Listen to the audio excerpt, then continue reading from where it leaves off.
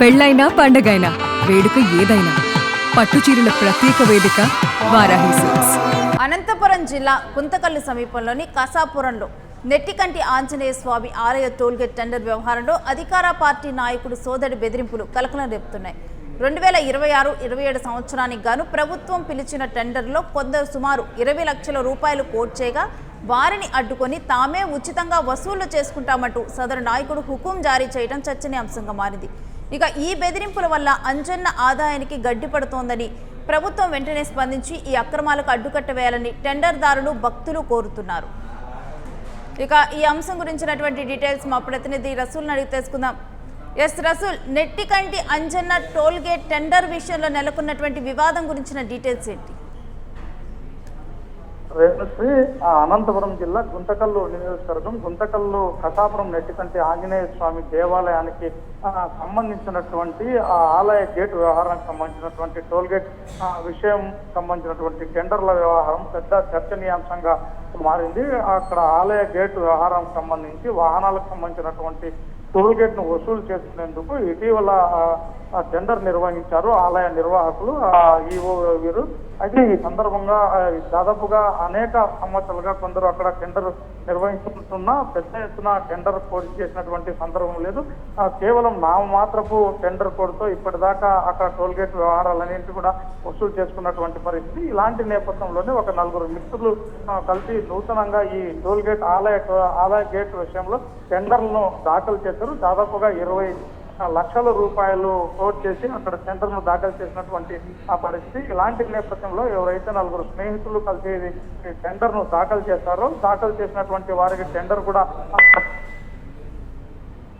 ఇప్పటికే చెల్లించినటువంటి పరిస్థితి. ఇలాంటి నేపథ్యంలోనే టెండర్ దక్కించుకున్నటువంటి వారికి అధికార పార్టీకి సంబంధించినటువంటి ఒక ప్రధాన నేత సోదరుడు వారికి బెదిరించినట్టు కూడా పెద్ద చర్చనీయాంశంగా చర్చనీయాంశమైంది. అయితే ఈ నేపథ్యంలో దీంతో ఏం చేయాలో ఆ టెండర్ దాఖలు చేసి టెండర్ దక్కించుకున్నటువంటి మిత్రులు ఏమి చేయాలనేటువంటిది ఇప్పుడు సందిగ్ధంలో పడ్డారు. అయితే 20 గతంలో కూడా టెండర్ల వ్యవహారం చాలా సాదాసీదాగా నిర్వహించి నామమాత్రపు కోడ్తో టెండర్ను దక్కించుకోవడం వల్ల పెద్ద ఎత్తున కసాపురం నెట్టికంటి ఆంజనేయ స్వామి దేవాలయ ఆదాయానికి పూర్తిగా గండిపడుతూ వస్తున్నటువంటి నేపథ్యంలోనే చాలా సంవత్సరాలుగా, అంతేకాదు ఒకే గుత్తేదారుడు చాలా ఏళ్లుగా దాదాపుగా 15-20 సంవత్సరాల నుంచి ఒకే గుత్తేదారుడు అక్కడ టెండర్లు పాడుతూ చాలా తక్కువ ధరకు టెండర్లు పాడుతూ ఆ టెండర్లు దక్కించుకున్నటువంటి నేపథ్యంలో కొత్త వారు టెండర్లు దాఖలు చేయడం వల్ల కొంత అక్కడ ఇతరైన నెట్టికంటి ఆంజనేయ స్వామి దేవాలయానికి ఆదాయం పెరుగుతుంది అనేటువంటి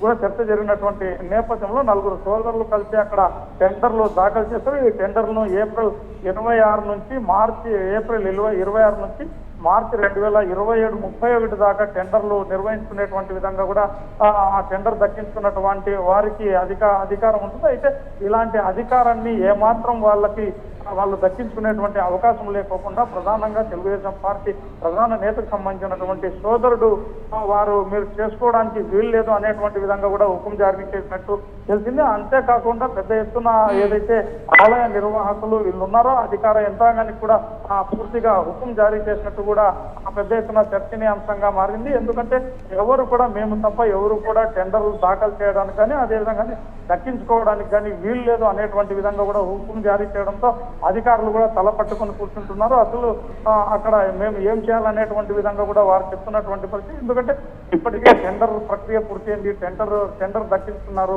టెండర్ దక్కించుకున్నటువంటి వారు ఎవరైతే ఉన్నారో ఆ నలుగురు కూడా ఇక ఆ టెండర్లను తాము టోల్ గేట్ వసూలు చేసుకునేందుకు ఇక రంగం సిద్ధం చేస్తున్నటువంటి నేపథ్యంలో ఒక్కసారిగా అధికార పార్టీకి సంబంధించినటువంటి ప్రధాన నేత సోదరుడే ఈ విధంగా ఆదేశాలు జారీ చేయడం వల్ల ఏం చేయాలనేటువంటిది కూడా వాళ్ళు టెండర్ దక్కించుకున్నటువంటి వారు కూడా తలపడుతూ కూర్చున్నారు. ఎందుకంటే రసూల్ ఈ విధంగా కూడా అంటే అధికార దుర్వినియోగానికి పాల్పడటం మీద అధిష్టానం కానీ వస్తున్నటువంటి ఆరోపణల మీద స్పందించే అవకాశం ఉందా?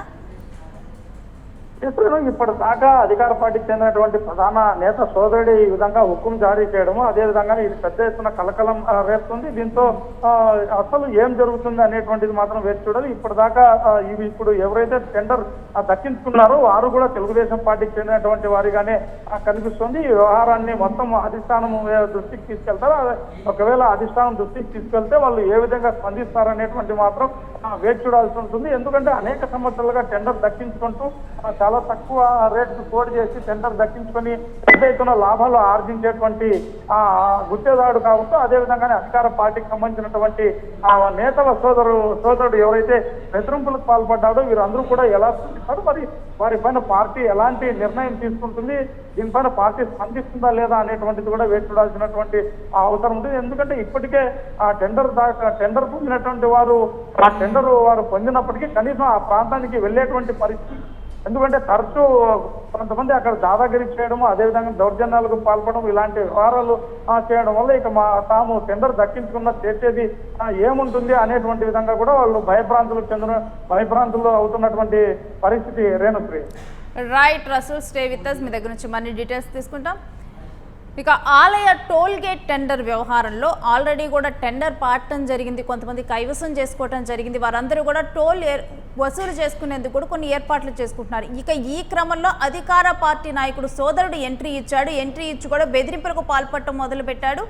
2026-27 సంవత్సరానికి గాను ప్రభుత్వం పిలిచినటువంటి టెండర్కి సుమారు కూడా 20 లక్షల రూపాయలు కోట్ చేశారు.